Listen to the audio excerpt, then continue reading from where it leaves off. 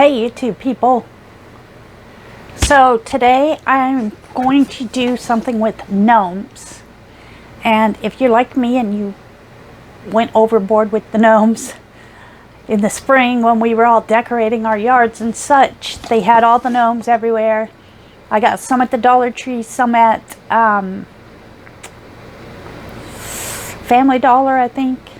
Dollar General, Family Dollar. I think it's Family Dollar. But anyhow, I have a lot of them. So I got all these little doors because I had lots of ideas about making jars with them. So I'm going to show you right off. They had all different kinds of doors. Big doors, little doors, medium doors. And then of course all the gnomes, they have these bigger ones, the tiny ones. So I've made a couple of jars with them. I made mine with one of these jars from the Dollar Tree. It has the 4 flat sides and a screw-on lid. And then here's another one. I haven't done this one yet. I've just got it painted and distressed it. So here's all you do. Take your jar. It could be, y'all know I like to recycle, so this is an olive jar. This one you could use. You could use a mason jar. You could use one of these jars from the Dollar Tree. Whatever jar you choose. So I painted mine. Take sandpaper and scuff it up a little bit, distress it, and then I sealed it. I always seal everything with the triple sealer clear glaze. And then all you do is add your little doors or your little people, or put a little person, little tiny person by the door. You can put something on the lid. This little yoga guy's really cute. You can put rope around it. You could put a ribbon. I'll show you the 2 that I've done. And now these little babies are heavy because all of that resin. Here's one. And you see, this is rope from the Dollar Tree as well. It comes in a huge thing. It's like in the man aisle, in the aisle with all the tools and stuff. So I put this little guy on top. I added this little guy by this door. I put another door that already had a little guy on it. I put this arch and put a guy in the middle. And another one of these doors. And it's nice, I think. Like I said, it's heavy. It's like 2 pounds. But I think it's nice for a candy jar. You could, it's got lots of room. They're 28 ounces, these are. The big square one. You could make Christmas candy and put it inside. Use this as your gift.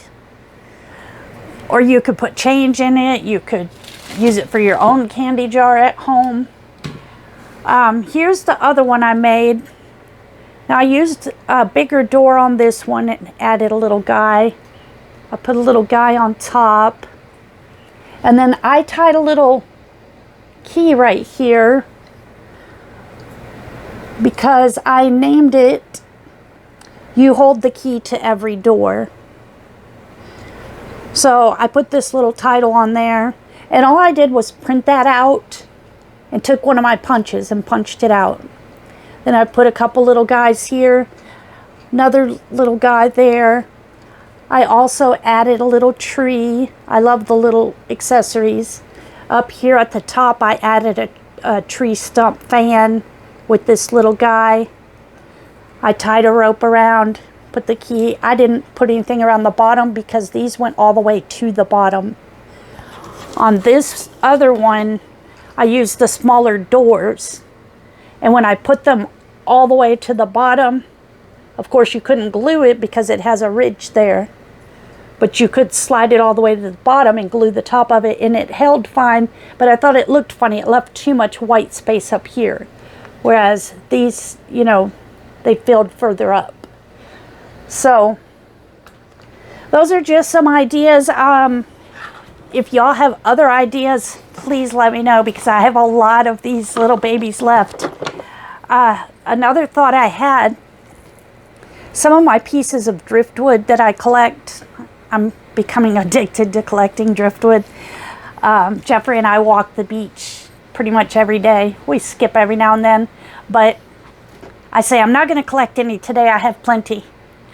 But I always bring a bag just in case. I tie it to his leash just in case. And I just find these cool pieces. So this, with the bark, I've gotten several of these, and I thought that might be cute. Especially like if you did a really tall jar like this, you could put a driftwood all the way around it and then put a little door on it. You could even do it on this bigger one. You could put, like if you have just some bark, because it goes with the gnome kind of theme. So that's really about it for that. It's not really hard. All you need is a jar, some spray paint, some sealer, and some of these little gnomes. But while I have y'all here, I was going to show you that I did actually finish that other mermaid. The one I was going to put the big hair with the seaweed, and I was going to make it really big, and then I don't know, I just wasn't feeling it, and I stopped working on it and did the other mermaid. So let me show you how she came out. Let me grab her. Okay.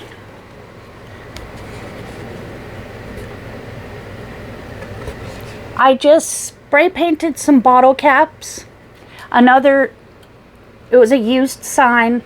One of my neighbors gave me a bunch of old signs, and I just spray paint over them and make my design on top of it. So these are just spray painted bottle caps. And then I put one little seashell in her seaweed hair.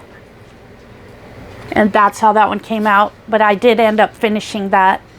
I mean, I still need to put a hanger on it, so it's not officially finished, but you know what I mean. Anyway, that's all I have for you today. Next week, well, I'm not even going to tell you what I'm doing next week, because I always end up changing it. So, see you next Tuesday. Don't forget to subscribe. Thanks. Bye.